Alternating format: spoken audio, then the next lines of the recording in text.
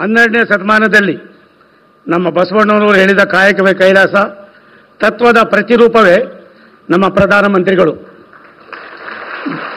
ಬಸವಣ್ಣವರ ಕಾಯಕವೇ ಕೈಲಾಸ ಎಂಬುದು ಕೇವಲ ಶಬ್ದವಲ್ಲ, ಇದು ಮೋದಿಜಿ ಅವರ ಜೀವನದ ಮಂತ್ರ. ಕ್ಷಣ ಕ್ಷಣವೂ ಅಭ್ಯಾಸಿಸಿ ಕಾರ್ಯಗತಗೊಳಿಸಿದ ಅವರ ನಾಯಕತ್ವ ಆಡಳಿತದ ಸಿದ್ಧ ಸೂತ್ರ. ಅವರು 140 ಕೋಟಿ ಭಾರತೀಯರ ಕನಸುಗಳನ್ನು ನನಸು ಮಾಡಲು ದಿನಕ್ಕೆ 18 ಗಂಟೆಗಳ ಕಾಲ ದಣಿವರಿಯದ ದುಡಿಯುತ್ತಿದ್ದಾರೆ. ಅವರ ಜೀವನದಲ್ಲಿ ವಿಕಸಿತ ಭಾರತವನ್ನು ನಿರ್ಮಿಸುವ ಒಂದೇ ಒಂದು ಪ್ರಮುಖ ಧ್ಯೇಯದ ಹೊರತು ಯಾವುದೇ ವೈಯಕ್ತಿಕ ಆಸೆ ಆಕಾಂಕ್ಷೆಗಳಿಲ್ಲ. ತಮ್ಮ ಜೀವಿತದ ಪ್ರತಿ ಕ್ಷಣವೂ ರಾಷ್ಟ್ರಕ್ಕಾಗಿ ಸಮರ್ಪಣೆ ಮಾಡಿ ರಾಷ್ಟ್ರಹಿತ ಸಮಾಜ ಹಿತವನ್ನೇ ತಪಸ್ಸಿನಂತೆ ಆಚರಿಸುವ ಮೋದಿಜಿಯವರು ನಮ್ಮ ಕಾಲದ ಕಾಯಕ ಯೋಗಿ, ಕರ್ಮಯೋಗಿ. ಮೋದಿಜಿಯವರು ಆಧುನಿಕ ಭಾರತಕ್ಕೆ कर्मयोगी है। महात्मा बसवेश्वर ने और वचन में जो पता है, पता को है, कायक योगी मोदी जी है।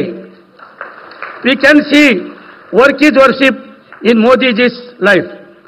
ऐसे महान व्यक्ति का मार्गदर्शन में केंद्र सरकार में मैं काम कराना मेरे लिए बहुत सौभाग्य का दिन है। विकसित भारतದ ನಿರ್ಮಾಣದ ಸಂಕಲ್ಪದ ಹೊಣೆ ಹೊತ್ತಿರುವ ಮೋದಿಜಿ ಅವರ ನಾಯಕತ್ವದಲ್ಲಿ ಭಾರತ ಯಾರ ಎದುರು ತಲೆಬಾಗುವುದಿಲ್ಲ, ಕೈ ಚಾಚುವುದಿಲ್ಲ.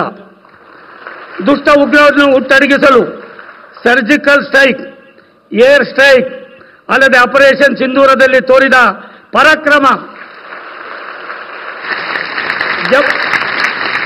ಜಮ್ಮು ಕಾಶ್ಮೀರದ 370ನೇ ವಿಧಿಯನ್ನು ತೆಗೆದುಹಾಕುವ ದಿಟ್ಟ ಧೈರ್ಯಶಾಲಿ ನಿರ್ಧಾರವಿರಬಹುದು. ವೈರಿಗಳ ಎದುರು ಸಡ್ಡು ಹೊಡೆದು ನಿಂತಿರುವ ಆತ್ಮನಿರ್ಭರ ಆತ್ಮವಿಶ್ವಾಸದಿಂದ ಮುನ್ನುಗ್ಗುತ್ತಿರುವ ನವ ಭಾರತದ ದರ್ಶನ ನಮಗೆ ಈಗ ಆಗಿದೆ. ಪ್ರಧಾನಿ ಮೋದಿಜಿಯವರ ನಾಯಕತ್ವದಲ್ಲಿ 21ನೇ ಶತಮಾನದಲ್ಲಿ ಹೊಸ ಜಗತ್ತನ್ನು ಮುನ್ನಡೆಸಲು ಸಿದ್ಧವಾಗಿ ನಿಂತ ಪ್ರಪಂಚಕ್ಕೆ ಸಾರಥಿಯಂತಿರುವ ನಿರ್ಭೀತ ನವ ಭಾರತ ಬೆಳೆದು ನಿಂತಿದೆ.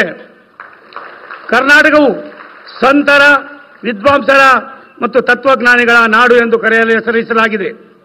ಅಭಿವೃದ್ಧಿಯ ನೆಲೆಯಲ್ಲಿ ಯಾವತ್ತೂ ಮುಂಚೂಣಿಯಲ್ಲಿರುವ ಕರ್ನಾಟಕವು ತನ್ನ ಪಾರಂಪರಿಕ ಸಂಸ್ಕೃತಿಯ ಕಲೆ ಸಾಹಿತ್ಯದೊಂದಿಗೆ ಐಟಿ, ಬಿಟಿ, ಎಐಗಳಂಥ ಆಧುನಿಕ ತಂತ್ರಜ್ಞಾನ ಆವಿಷ್ಕಾರದ ಸಮಾಗಮನವನ್ನು ಸಾಧಿಸಿದೆ.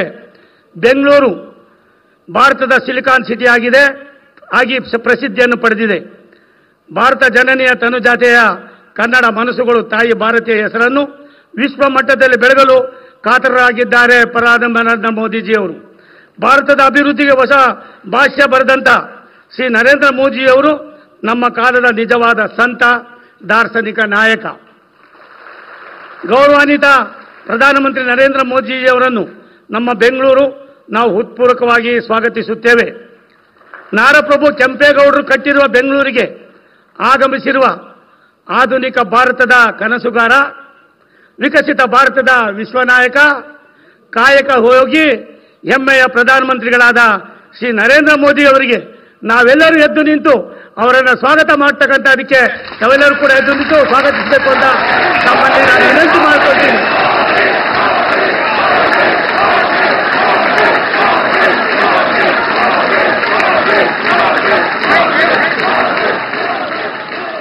ಈ ಕಾರ್ಯಕ್ರಮಕ್ಕೆ ಆಗಮಿಸಿರುವ ಗಣತವೆತ್ತ ಮಾನ್ಯ ರಾಜ್ಯಪಾಲರಾದ ಶ್ರೀ ತಾವರ್ಚಂದ್ ಗೆಹ್ಲೋಟ್ ಅವರಿಗೆ, ಕರ್ನಾಟಕ ಸರ್ಕಾರದ ಸನ್ಮಾನ್ಯ ಮುಖ್ಯಮಂತ್ರಿಗಳು ಹಿರಿಯರು ಆಗಿರ್ತಕ್ಕಂಥ ಸನ್ಮಾನ್ಯ ಸಿದ್ದರಾಮಯ್ಯ ಸಾಹೇಬರಿಗೆ ತುಂಬ ಹೃದಯದ ಸ್ವಾಗತವನ್ನು ಕೋರ್ತಾ ಇದ್ದೀನಿ. ಹರಿಯಾಣದ ಮಾಜಿ ಮುಖ್ಯಮಂತ್ರಿ ಹಾಗೂ ಕೇಂದ್ರದ ಸಚಿವರಾಗಿರ್ತಕ್ಕಂಥ ಸನ್ಮಾನ್ಯ ಶ್ರೀ ಮನೋಹರ್ ಲಾಲ್ ಅವರಿಗೆ ಹಾಗೂ ನಮ್ಮ ಮಾಜಿ ಮುಖ್ಯಮಂತ್ರಿಗಳು, ಕೇಂದ್ರ ಸರ್ಕಾರದ ಮಂತ್ರಿಗಳು, ನನ್ನ ಆತ್ಮೀಯರು ಆಗಿರ್ತಕ್ಕಂಥ ಶ್ರೀ ಎಚ್ ಡಿ ಕುಮಾರಸ್ವಾಮಿ ಅವರಿಗೆ, ಕೇಂದ್ರ ಸರ್ಕಾರದ ಸನ್ಮಾನ್ಯ ಮಂತ್ರಿಗಳಾದ ಅಶ್ವಿನಿ ವೈಷ್ಣವ್ ಅವರು ರೈಲ್ವೆ ಇಲಾಖೆಯಲ್ಲಿ ಒಂದು ದೊಡ್ಡ ಸಂದೇಶವನ್ನು ಕೊಡ್ತಾ ಇದ್ದಾರೆ, ಅವ್ರಿಗೂ ಕೂಡ ಸ್ವಾಗತವನ್ನು ಕೋರ್ತಾ ಇದ್ದೀನಿ. ಈ ಕಾರ್ಯಕ್ರಮದಲ್ಲಿ ಉಪಸ್ಥಿತರಿರುತ್ತಾ ಕೇಂದ್ರ ಸರ್ಕಾರದ ರಾಜ್ಯ ಖಾತೆ ಸಚಿವರು ನನ್ನ ಸಹೋದರಿ ಶೋಭಾ ಕರಂದ್ಲಾಜೆ ಅವರಿಗೂ ಕೂಡ ನಾನು ಸ್ವಾಗತವನ್ನು ಕೋರ್ತಾ ಇದ್ದೀನಿ. ಕರ್ನಾಟಕ ಸರ್ಕಾರದ ಸನ್ಮಾನ್ಯ ಉಪಮುಖ್ಯಮಂತ್ರಿಗಳು, ಬೆಂಗಳೂರು ಅಭಿವೃದ್ಧಿ ಮತ್ತು ಬೃಹತ್ ನೀರಾವರಿ ಖಾತೆ ಸಚಿವರು, ನನ್ನ ಆತ್ಮೀಯರಾಗಿರ್ತಕ್ಕಂಥ ಡಿ.ಕೆ. ಶಿವಕುಮಾರ್ ಅವರಿಗೂ ಕೂಡ ತುಂಬ ಹೃದಯದ ಸ್ವಾಗತವನ್ನು ಕೋರ್ತಾ ಇದ್ದೀನಿ. ಕರ್ನಾಟಕ ಸರ್ಕಾರದ ಮಾನ್ಯ ಸಚಿವರಾದ ಬೈರತಿ ಸುರೇಶ್ ಅವರಿಗೆ, ನಮ್ಮ ಪಕ್ಷದ ವಿರೋಧ ಪಕ್ಷದ ನಾಯಕರು, ನಮ್ಮೆಲ್ಲರ ನಾಯಕರಾಗಿರ್ತಕ್ಕಂಥ ಆರ್ ಅಶೋಕರ್ ಅವರಿಗೆ ತುಂಬ ಹೃದಯದ ಸ್ವಾಗತವನ್ನು ಕೋರ್ತಾ ಇದ್ದೀನಿ. ಮಾನ್ಯ ಸಂಸದರು ಆದ ಡಾಕ್ಟರ್ ಮಂಜುನಾಥ್ ಅವರಿಗೆ, ನನ್ನ ಕಿರಿಯ ಸಹೋದರ ಸಂಸದ ತೇಜಸ್ವಿ ಸೂರ್ಯ ಅವರಿಗೆ, ಶಾಸಕರು ನಮ್ಮ ಪಕ್ಷದ ಅಧ್ಯಕ್ಷ ಆಗಿರ್ತಕ್ಕಂಥ ಸನ್ಮಾನ್ಯ ವಿಜಯೇಂದ್ರ ಅವರಿಗೆ, ಇಲ್ಲಿ ನೆರೆದಿರುವ ಮಾಧ್ಯಮ ಮಿತ್ರರು, ನಮ್ಮ ಮೆಟ್ರೋ ಸಂಸ್ಥೆ ಅಧಿಕಾರಿ ಸಿಬ್ಬಂದಿ ವರ್ಗದವರು, ನನ್ನ ಪ್ರೀತಿಯ ರೈಲ್ವೆ ಪರಿವಾರದ ಸದಸ್ಯರು ಹಾಗೂ ಬೆಂಗಳೂರಿನ ಎಲ್ಲ ನಾಗರಿಕರಿಗೆ, ಈ ಕಾರ್ಯಕ್ರಮದಲ್ಲಿ ಟಿವಿ ಮತ್ತು ಸೋಷಿಯಲ್ ಮೀಡಿಯಾದಲ್ಲಿ ನೇರ ಪ್ರಸಾರದಲ್ಲಿ ವೀಕ್ಷಿಸುತ್ತಿರುವ ಸಮಸ್ತ ಕರ್ನಾಟಕ ಕನ್ನಡದ ಮತ್ತು ಭಾರತ ದೇಶದ ಮಹಾಜನತೆಗೆ ನಾನು ತುಂಬ ಹೃದಯದ ಸ್ವಾಗತವನ್ನು ಕೋರ್ತಾ, ಬಂದಿರತಕ್ಕಂಥ ಎಲ್ಲ ರಾಜ್ಯಸಭಾ ಸದಸ್ಯರು, ವಿಧಾನಸಭಾ ಸದಸ್ಯರು, ಮಾಜಿ ಸದಸ್ಯರು, ಜನಪ್ರತಿನಿಧಿಗಳು ಹಾಗೂ ಬಂದಿರತಕ್ಕಂಥ ತಮ್ಮೆಲ್ಲರಿಗೂ ಕೂಡ ಮತ್ತೊಮ್ಮೆ ತುಂಬ ಹೃದಯದ ಸ್ವಾಗತವನ್ನು ಕೋರಿ ನನ್ನ ಮಾತನ್ನು ಮುಗಿಸ್ತೀನಿ. ನಮಸ್ಕಾರ.